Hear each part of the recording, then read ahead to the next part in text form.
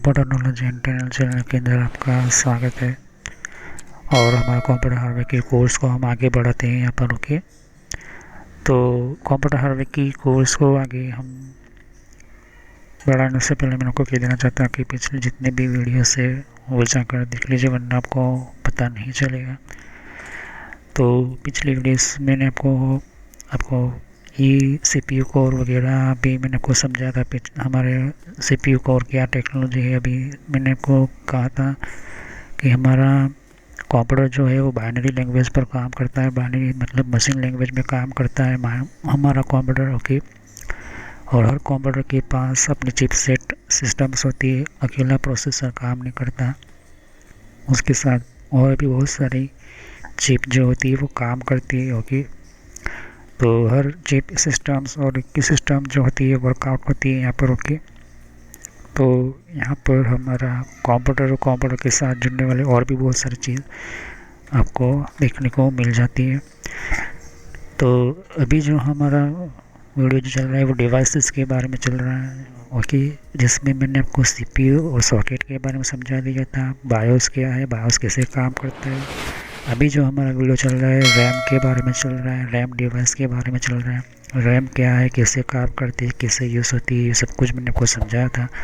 फिर बाद में हम हार्ड डिस्क के बारे में समझेंगे, फ्लॉपी डिस्क, एलईडी, PCI के बारे में समझेंगे। इन सभी की मैं वीडियो जो है 1 बाय 1 लेकर आऊँगा। तो मैंने जैसे कि पिछली वीडियो में आपको समझाया था, बताया था कि हमारा मेमोरी क्या है। ओके। तो मेमोरी मैंने आपको समझाई थी कि हमारा जितना भी डेटा होता है वो किसी न किसी सिस्टम्स के साथ हमें स्टोर रखना होता है।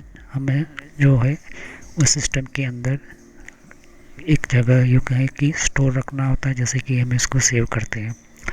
तो यही काम हमारी रैम करती है, जिससे हम कहते हैं प्राइमरी मेमोरी। मतलब पहली हमारी मेमोरी होती है और दूसरी मेमोरी होती है जिसको परमानेंट मेमोरी कहते हैं, जिसे कहते हैं हार्ड डिस्क। ओके। तो हार्ड डिस्क एक परमानेंट मेमोरी है। इसके बारे में बाद में वीडियो बनाऊंगा, ये कैसे स्टोर करती है डेटा को ये भी समझाऊंगा।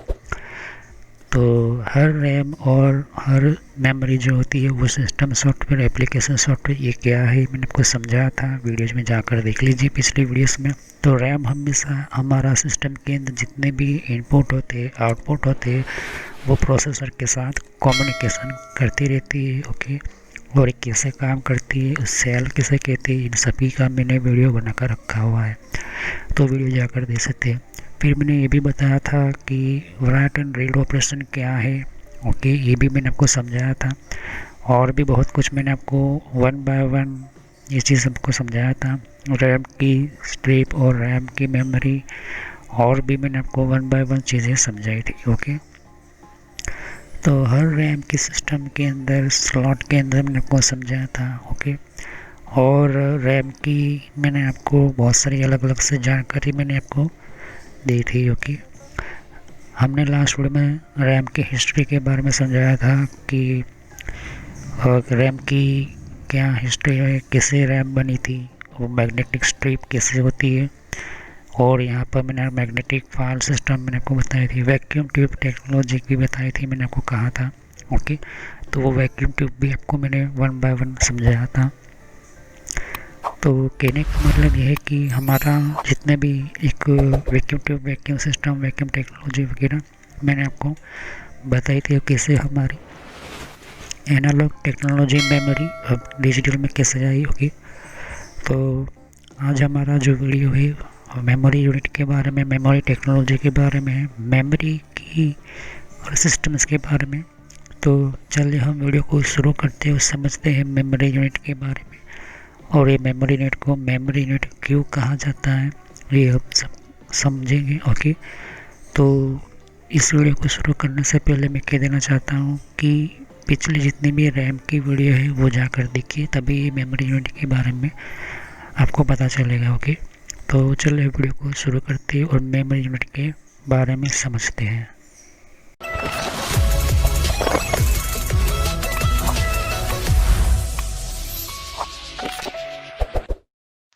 तो फ्रेंड्स, वीडियो शुरू करने से पहले मैं मैसेज देना चाहता हूँ कि इस तरह से आपको यूट्यूब में पहले आपके जीमेल से लॉगिन कर लेना है। मोबाइल हो तो मोबाइल से लॉगिन कर लेना है, यूट्यूब ओपन कर लेना है, या यूट्यूब की एप्लीकेशन आप ओपन कर सकते हो। ओके, यूट्यूब की एप्लीकेशन या फिर ब्राउज़र में इस तरह से आपको टाइप करना है कंप्यूटर नॉलेज इन ट्रेनर। ये इस तरह से आप इसको जैसे ही टाइप करोगे तो यहाँ पर आपको ये जो है आपको इस तरह से देखने को मिलेगा। ये चैनल है मेरी। ओके, अब इस चैनल के अंदर आपको ये जो देख सकते हो किस तरह का आइकॉन भी है, और आपको इसके ऊपर इस तरह से कनेक्ट आपको क्लिक करना है। तो यहाँ पर कंप्यूटर नॉलेज चैनल का जो मैंने ये पुराना नाम है, ये सोशल नॉलेज एंटरटेनमेंट, ये जो पुराना मेरा चैनल का नाम है, हालांकि मैंने बदला नहीं है क्योंकि आप कंफ्यूज ना हो। तो इस तरह से आप मेरे चैनल पर आ जाओगे। यहाँ पर बहुत सारे आपके कंप्यूटर की कोर्स की वीडियो मिलेगी, और बहुत ही इम्पोर्टेंट और एडवांस लेवल पर जितना आप नॉलेज नहीं समझा होगा उतना ज़्यादा आपको सब कुछ मेरे चैनल पर मिल जाएगा। तो यहाँ पर जैसे ही नीचे स्क्रॉल डाउन करते हो तो बहुत सारे आपको अलग अलग तरह की आपको वीडियोस मिल जाएंगे। वीडियोस पर जैसे क्लिक करोगे तो और भी बहुत कुछ आपको देखने को मिलेगा। ओके, तो यहाँ पर हार्डवेयर, नेटवर्क, सॉफ्टवेयर, यहाँ तक कि एडवांस एथिकल हैकिंग और सर्वर की भी वीडियो लेकर आऊँगा। तो जितनी भी प्लेलिस्ट है आपके सामने देख सकते हो, पहले सब्सक्राइब कर लीजिए, बेल आइकन पर क्लिक करके ऑल पर क्लिक करना है, जिससे कि जितने भी मेरी नई वीडियो होगी वो आप मिस ना कर दो, और टाइम टू टाइम आपको पता चल जाए कि ये नई वीडियो जो है और नया जो भी कॉन्सेप्ट होता है, जो भी आपको सिखाने के लिए एक इम्पोर्टेंट पार्ट होता है, वो आपको मिल जाएगा। तो आपको सर्च इसी तरह से करना है कंप्यूटर नॉलेज एंड ट्रेनर के नाम से। ओके, तो जैसे प्लेलिस्ट पर आप क्लिक करते हो तो आपको प्लेलिस्ट में बहुत कुछ आपको मिलेगा। अगर आप कंप्यूटर में नए हो, आप कंप्यूटर के बारे में कुछ पता ही नहीं है, तो आपको जो भी आपको बेसिक से आपसे स्टार्ट कीजिए। ओके, तो जिसको रेड हैट लिनक्स पढ़ना है, जिसको एथिकल हैकिंग पढ़ना है, वो आपको वो मिलता रहेगा कंटेंट। तो जो नई टेक्नोलॉजी माइक्रोसॉफ्ट के बारे में, तो माइक्रोसॉफ्ट से शुरुआत कीजिए। यहाँ पर आपको बेसिक से शुरुआत कीजिए। आप हार्डवेयर का ज़्यादातर मैं वीडियो अपलोड करता हूँ, जैसे कि जितना हो सके मैं इसको कम्प्लीटली कंप्लीट करूँगा इस कोर्स को। फिर नेटवर्क का आप देख सकते हो कि नेटवर्क का कोर्स जो है, जिनको नेटवर्क नहीं पता, कंप्यूटर की प्रॉब्लम में आता है, नेटवर्क का कॉन्सेप्ट क्लियर नहीं, एडवांस लेवल पर कंप्यूटर की पॉलिसी वगैरह, ऑपरेटिंग सिस्टम किससे इंस्टॉल करते हैं ये भी समझा है यहाँ पर, वो भी बताया यहाँ पर। विंडोज 7, 8.1, विंडो 10, 11 सब कुछ, और गूगल के अंदर डिफरेंट टाइप के ब्लॉगर वगैरह जो होती है की प्रोडक्ट्स वगैरह, और भी जीमेल वगैरह, पेटीएम क्या होता है, और भी बहुत कुछ आपको मैंने समझाया यहाँ पर। ओके, तो जितने भी आप देख सकते हैं कि एंड्रॉइड क्या है, एंड्रॉइड की ट्यूटोरियल्स और मोबाइल डिवाइसेस वगैरह वो भी अपलोड करता रहता हूँ।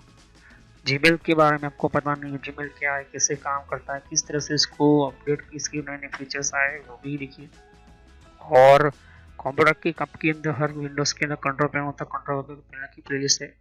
तो आप शुरुआत कीजिए विंडोज बेसिक्स से। Okay, Windows 7 basics. अगर आपको कंप्यूटर के बारे में कुछ भी नहीं पता तो विंडोज 7 बेसिक्स से शुरुआत करोगे तो आपको पता चलता रहेगा टाइम टू टाइम। ओके, तो यहाँ पर आप ध्यान दे सकते हो कि उसके बाद आपको शुरुआत करनी है यहाँ पर माइक्रोसॉफ्ट की सॉफ्टवेयर से। ओके, तो यहाँ पर माइक्रोसॉफ्ट जो है बेसिक ऑफिस वगैरह, माइक्रोसॉफ्ट वर्ड है, उसके अंदर काफ़ी एडवांस लेवल पर मैं सिखाया यहाँ पर। उसके बाद आप कंट्रोल पैनल के बारे में समझिए, इसके बारे में आप समझिए और देखिए। सभी वीडियो मेरी पार्ट वाइज होती है, ध्यान से। ओके, और साथ ही फिर आपको जो है यहाँ पर कंप्यूटर हार्डवेयर का नॉलेज लेना है कि कंप्यूटर के अंदर कौन कौन से पार्ट्स वगैरह जो होती है, कैसे काम करते हैं, एडवांस फीचर्स वगैरह, और भी हैकिंग वगैरह समझनी है। फिर एक रेड हैट लिनक्स करके भी आता है यहाँ पर, ये भी बहुत पॉपुलर है, ये भी कोर्स बहुत पॉपुलर है, तो ये भी देखिए। तो सभी वीडियो कोर्स जो है वो जेन्युइन है और काफ़ी इम्पोर्टेंट होता है यहाँ पर, आपको समझने के लिए ही मैंने आपको बताया यहाँ पर। और फायरवॉल क्या होता है, फायरवॉल क्या होता है, फायरवॉल टेक्नोलॉजी क्या होती है, ये सब कुछ मैंने समझाया यहाँ पर। ओके, तो जैसे जैसे मैं कंटिन्यू करता जाऊँगा, नया नया वीडियो अपलोड करता जाऊँगा। ओके, तो इसके अलावा मेरे फेसबुक पेज के ऊपर भी आप विजिट कर सकते हो। ओके, तो फेसबुक पेज के ऊपर मैं टाइम टू टाइम जो है मैं अपना सिस्टम जो है अपना जितना भी हो सकता है उतना उसको मैं कंटिन्यूसली अपडेट करता रहता हूँ। तो आप मेरे फेसबुक पेज से जुड़ सकते हैं यहाँ पर। ओके, तो कोई भी एक इम्पोर्टेंट जो डिफरेंट टाइप की जो लेवल का जो एक, जिन लोगों को पता नहीं होता है कि कोर्सेज वगैरह जो होती है वो किस तरह से इम्प्लीमेंट होती है, यहाँ पर इसके अंदर यूज़ कैसे होता है, इन सबको मैंने यहाँ पर दे सकती हो कि मैंने हर टाइम टू टाइम में अपना सिस्टम के वगैरह जो है यूज़ और अपलोड करता रहता हूँ यहाँ पर। ओके, तो जितने भी प्ले लिस्ट है उनको वन बाय वन समझिए। ओके, ऐसा है नहीं कि डायरेक्टली मुझे ये सीखना है, आप सीख सकते हो। अगर आपके पास पहले से बेसिक का नॉलेज है तो आप चाहते हो कि हार्डवेयर की नॉलेज लेना चाहते हो तो हार्डवेयर की नॉलेज ले सकते हो। उसके अलावा आप नेटवर्क पढ़ना चाहते हो नेटवर्क भी पढ़ सकते हो। सर्वर की वीडियो अभी आने की थोड़ी देर लगेगी, सर्वर की टेक्नोलॉजी आने में थोड़ी देर लगेगी, क्योंकि हार्डवेयर और नेटवर्क दोनों का पूरा कोर्स पूरा होने के बाद मैं सर्वर का वीडियो लेकर आऊँगा। ओके, तो बेसिक से शुरुआत कीजिए। अगर कंप्यूटर के बारे में कुछ भी नहीं पता, इसे क्लिक करोगे तो सभी वीडियो जो होती है मेरी पार्ट वाइज होती है। ओके, तो इस तरह से वीडियो देख सकती है कि जो है आपको देखनी है वन बाय वन करके। ओके, और जितने भी कॉन्सेप्ट होती है विंडोज 7 से लेके, जिनको पता है कंप्यूटर क्या है, किस तरह का काम करता है, तो आप बेसिक से शुरुआत कीजिए। ओके, और जिनको एडवांस लेवल पर सीखना है तो हार्डवेयर वगैरह सीखिए, नेटवर्क वगैरह सीखिए। ओके, तो मैं जितना हो सके मैं डिटेल में एंटर किया हुआ है कोर्स, और पुराना नेम आपके सामने है और नया नाम मैंने एंटर करके रखा हुआ है। तो चले हम वीडियो को शुरुआत करते हैं और सभी वीडियो को पार्ट वाइज देखिए। तो मेमोरी की हम बात करते हैं, मेमोरी टेक्नोलॉजी की हम बात करते हैं या मेमोरी सिस्टम्स की बात करें, तो मेमोरी जो है हमारी एक डेटा की स्टोरेज की सिस्टम है। जब भी कोई फाइल बनाते हैं, जब भी कोई सिस्टम्स बनाते हैं, तो वो जो है हमारे रैम की टेक्नोलॉजी की, हमारे रैम डिवाइसेस के ऊपर आती है। ओके, अब वो जो मेमोरी जो है वो एक तरह की है कि स्टोरेज कैपेसिटी के ऊपर डिपेंड होता है। जैसे कि मैंने 4 GB की रैम अपने कंप्यूटर के अंदर रखी हुई है, तो वो 4 GB ही डेटा को स्टोर करे। 4 GB का जितना भी डेटा है उतना ही रखें। उनमें से 300 या 400 MB जो है रैम की खुद की अपनी प्रोग्रामिंग की हुई डेटा होता है। कोई भी जगह पर कहीं पर भी आप रैम लेने जाओ तो आपको पूरी रैम की साइज़ नहीं मिलेगी, क्योंकि कंपनी जब मैन्युफैक्चर जो होती है, जो कंपनी होती है, उनकी खुद की अपनी प्रोग्रामिंग की हुई उस डिवाइस की, प्रोग्रामिंग डिवाइसेस कहो कि या फिर उसका प्रोग्राम सिस्टम्स बोलो, या खुद का अपना जो डेटा होता है, जो हर डेटा को अच्छी तरह से वो कंट्रोल कर सके, उसकी प्रोसेस कर सके, वो जो है प्रोग्राम उसके अंदर एंटर किया हुआ होता है। तो उसकी जो है हमारा एक सिस्टम होता है जिसको हम कहते हैं हम प्रोसेसिंग सिस्टम या प्रोसेस यूनिट बोल सकते हो। हर टेक्नोलॉजी के अंदर ये चीज़ होती है, क्योंकि छोटी से छोटी ऐसी जो होती है, बड़ी से बड़ी हमारा प्रोसेसर है ऐसी हो, तो उसकी जो प्रोग्रामिंग की गई होती है मैन्युफैक्चर कंपनी के थ्रू होती है। ओके, तो अब हम यहाँ पर बात करते हैं मेमोरी यूनिट की कि मेमोरी यूनिट का बनाने का काम क्या है। देखिए, पहले जब एनालॉग सिस्टम था, मैंने पिछली वीडियो में समझाया था हिस्ट्री के अंदर कि जब पहली बार मेमोरी टेक्नोलॉजी का सिस्टम इंग्लैंड में बना और फिर इसको और भी बहुत जगह पर डेवलप किया गया, तो उसका मेन इम्पोर्टेंट ये है कि आप कहाँ से डेटा को स्टोर करते हो, और स्टोर किया वो डेटा जहाँ से आपने स्टोर किया वहाँ से आपको वो डेटा मिल जाए, उस हिसाब से जो है उसको हम कहते हैं, यूँ कहे कि स्मॉल चिप में आ चुके हैं। तब समझते हैं data line provide the information to be store in the memory. Okay, तो जो डेटा जो होते हैं, डेटा का जो इन्फॉर्मेशन जो होता है वो स्टोर कहाँ पर होता है, मेमोरी के अंदर। और जो कंट्रोल जो होता है, कंट्रोल का इनपुट होता है, वो स्पेसिफाई करता है डायरेक्टली ट्रांसफ़र के लिए। ओके, डायरेक्ट आपका ट्रांसफ़र करने के लिए, और उसी को कहते हैं के एड्रेस लाइन। ओके, तो स्पेसिफाई करता है वर्ड चूज। ओके, वर्ड मतलब कि उसका शब्द हम चूज करते हैं, हम सेलेक्ट करते हैं हमारा मेमोरी, और उसको कहते हैं के एड्रेस। ओके, अब यहाँ पर यूनिट को समझते हैं। यूनिट का मतलब होता है कि उस पैरामीटर सिस्टम्स का कंप्यूटर के अंदर, तो हमारा एक इनपुट यूनिट होता है जो डेटा को कंप्यूटर के अंदर भेजता है, और एक दूसरा आउटपुट होता है। इसे कहते हैं हमारा जो भी हमने रिजल्ट है वो हमें आउटपुट मिलना चाहिए। अब यहाँ से इनपुट यूनिट में हम कीबोर्ड से कुछ लिख कर भेजते हैं, माउस से कुछ कंट्रोल करते हैं, ऑडियो है, कैमरा है, ये सब कुछ जो है डेटा भेजना अंदर का काम होता है। अब अंदर क्या होता है, अर्थमेटिक लॉजिक यूनिट होती है, प्रोसेसर की मेमोरी यूनिट होती है, और उसका कंट्रोल यूनिट होता है। ओके, जब भी कोई डेटा जाएगा प्रोसेसर के पास तो ऐसे डायरेक्टली नहीं जाएगा। बीच में जो होती है वो मेमोरी यूनिट होती है जिसको हम कहते हैं रैम। ओके, तो रैम से डेटा सीधा आएगा, अर्थमेटिक लॉजिक चेक करेगा, मेमोरी यूनिट के साथ जाएगा, कंट्रोल करेगा, फिर जो डेटा आएगा वो सीधा जाएगा रैम के पास, और वहाँ से फिर आउटपुट में जाना होगा तो आउटपुट में जाएगा, और वहाँ से उसका जो भी सिस्टम होगा वो इस तरह से आपको दिखाई देगा। ओके, तो ध्यान से देखिए कि हमारा कोई भी डेटा हो, हमारी एसएसडी बोलो या हार्ड डिस्क बोलो, कुछ भी हो,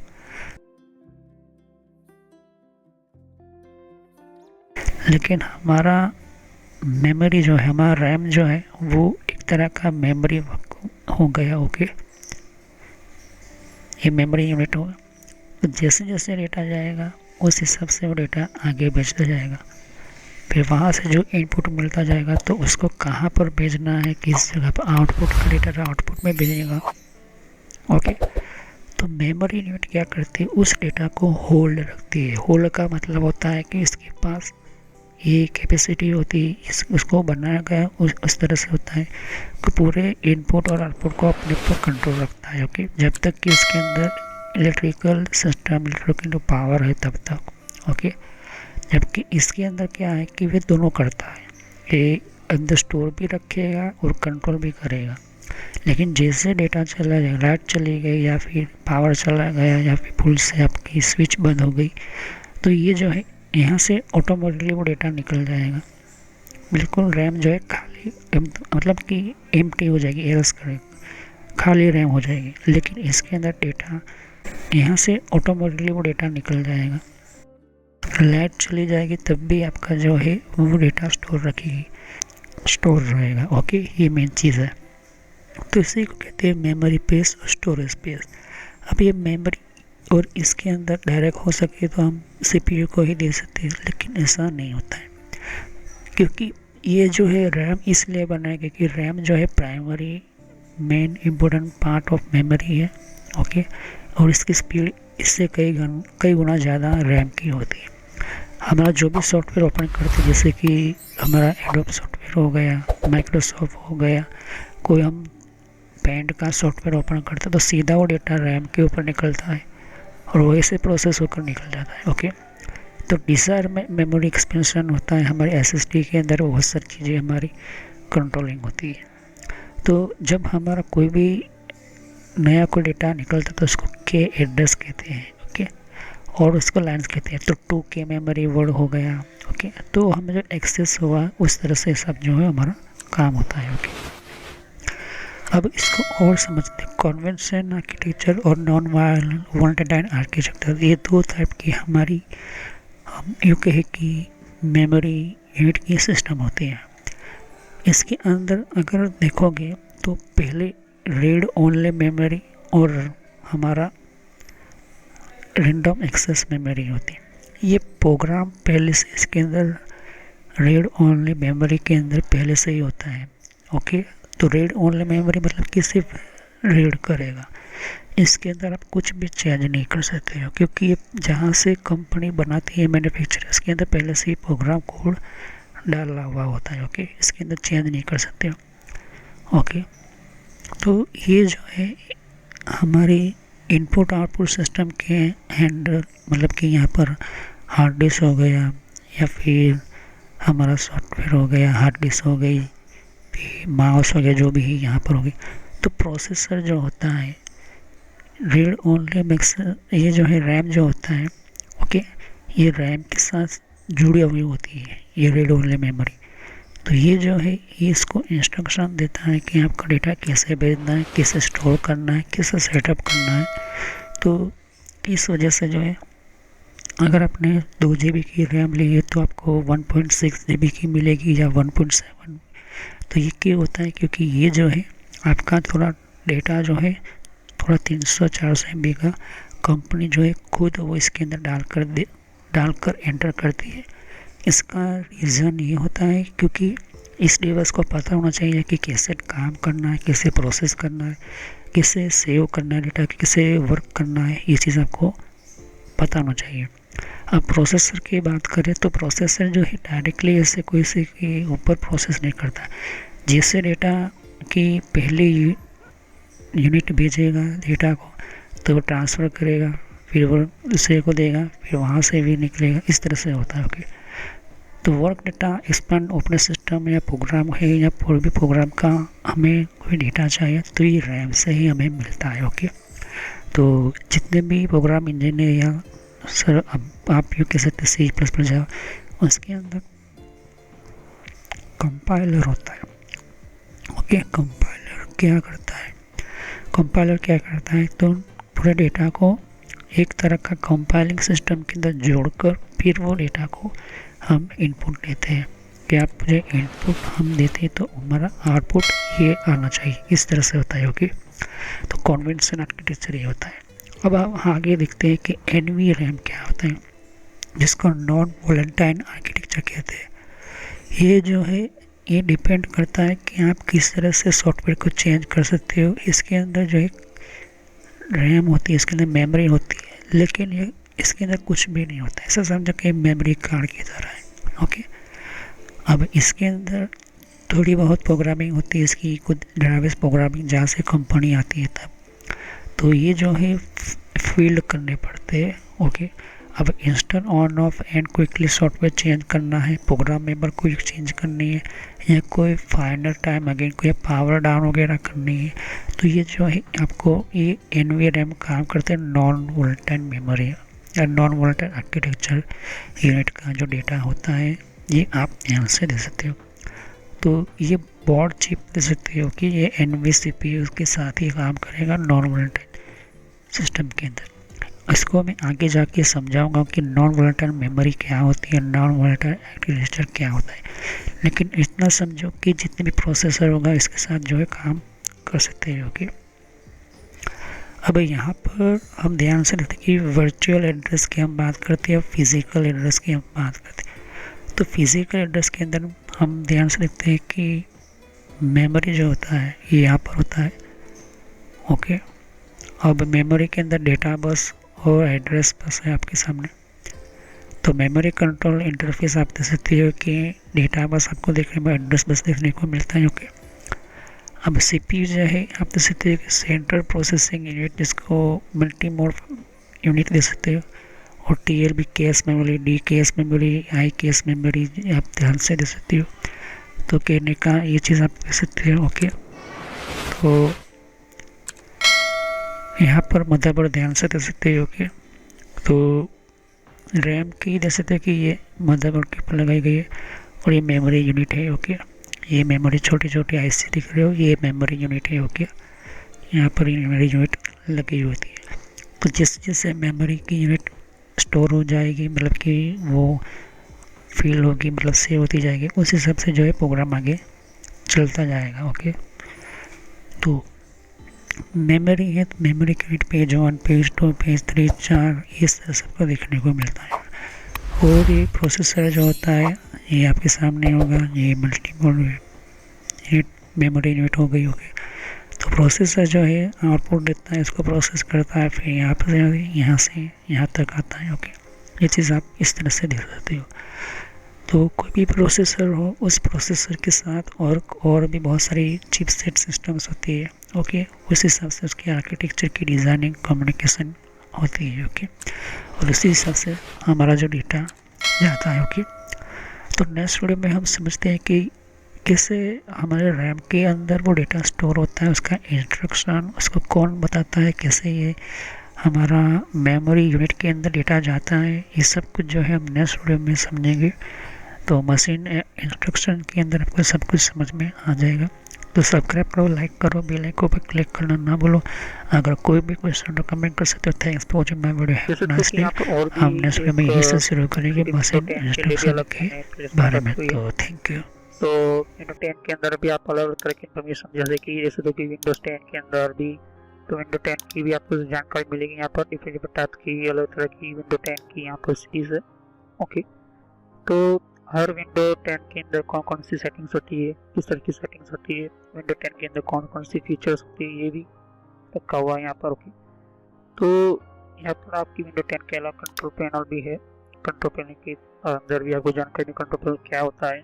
ओके, और आप इसी तरह की कंप्यूटर हार्डवेयर का कोर्स आपको ये इम्पोर्टेंट है, ये अभी सीखिए। और कंप्यूटर नेटवर्क का भी कोर्स कंटिन्यू कर रहा हूँ यहाँ पर। ओके, तो जहाँ पर आपकी जिस फील्ड के अंदर आपको इन्फॉर्मेशन चाहिए, साथ ही मैंने जीमेल किस तरह से बनाना, जीमेल क्या है, Gmail port forwarding, Gmail system, Gmail ID, Gmail के अंदर क्लोनिंग किस तरह से करी जाती है, यहाँ पर जीमेल के अंदर किस तरह से हम लेबल क्रिएट करते हैं, यहाँ पर ये भी सिखाया मैंने यहाँ पर। ओके, तो आगे जाके आप देख सकते हो कि और भी बहुत सारे यहाँ पर वीडियोस है विंडोज 10 के यहाँ पर। ओके, तो मैंने पेटीएम, मिंत्रा, याहू, ट्विटर क्या होती है, ट्विटर के कौन कौन सिक्योरिटी फीचर कौन कौन से, फेसबुक क्या है, फेसबुक के अंदर कौन कौन से फीचर्स वगैरह होते हैं, यहाँ पर मैंने बताया यहाँ पर।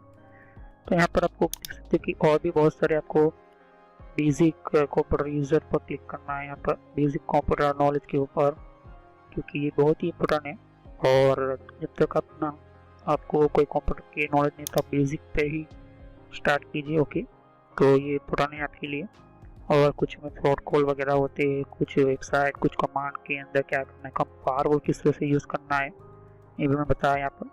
तो मैं आगे नेक्स्ट लेवल पर बताऊंगा। ओके, एंड्रॉइड का भी मैंने समझाया, एंड्रॉइड मोबाइल फ़ोन के अंदर क्या होती है, किस तरह से। तो वीडियो पर जैसे क्लिक कर तो बहुत सारे आपको वीडियोस मिलेंगी, लेकिन मैं कहूँगा कि आप प्ले लिस्ट पर जाकर ही हर तरह के यहाँ पर वीडियोस को कंटिन्यू करें। ओके, तो सभी वीडियोस जो होती है पार्ट वाइज होती है। ओके, तो हर पार्ट के अंदर आपको अलग तरह की नॉलेज मिलेगी। ओके, और कोई भी क्वेश्चन होता है आप मुझे कर सकते हो। अभी ये जो मेरा नेम है वो पुराना नेम है क्योंकि मैंने रखा हुआ है, लेकिन जो रियल नेम है आपको इस तरह से सर्च करना है यूट्यूब की प्लेलिस्ट के अंदर, आपके मोबाइल के अंदर, और आपके कंप्यूटर के अंदर भी आप यूट्यूब चलाते हो, तो इस तरह से आपको कंप्यूटर नॉलेज ट्रेनर यही नाम एंटर करना है। लेकिन मैं पुराना नाम इसलिए रखा हुआ है क्योंकि आपको पता चले कि ये दोनों चैनल एक ही है मेरी। Okay, so thanks for watching my video. Have a nice day. Next time I will continue new topic. मैं नए कंप्यूटर में कंटिन्यू करूँगा। ओके, तो थैंक यू।